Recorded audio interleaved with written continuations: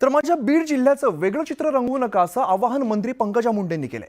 2 घास कमी खा पण सन्मानाने जगा असंही पंकजा मुंडे म्हणाल्या। तर लखपती दीदी सारखी लखपती दादा अशी योजना राज्यात राबवणार असल्याची घोषणा पंकजा मुंडेंनी केली आहे।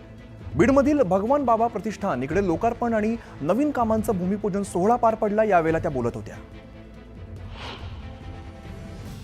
माझा बीड जिल्ह्याचं तुम्ही वेगळं चित्र नका रंगवू रे। या बीड जिल्ह्यामधला कष्ट करणारा माणूस त्याला ऊस तोडायसारख्या कठीण काम करतो पण स्वाभिमानाने जगतो। भगवान बाबांनी सांगितलं 2-4 एकर रान विका पण शिका। त्यांचीच लेक, त्यांचीच भक्त, त्यांचीच पाईक सांगते 2-4 घास कमी खा पण स्वाभिमानाने जगा। 2 घास कमी खा पण कुठल्याही चुकीच्या गोष्टी कधीही करू नका।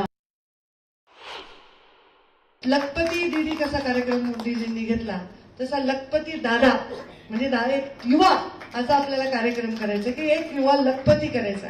एका तालुक्यामध्ये आपल्याला 11 पोरं आणि एक तोबारावा अशी एक टीम तयार करायची आणि त्यांना करायचे। त्याच्यानंतर पुढच्या वर्षी अजून 121 दुसरे घ्यायचे आणि ते पोरं जो लखपती झालाय तो 10 माणसाला तर काम देईल, 5 माणसाला तर काम देईल।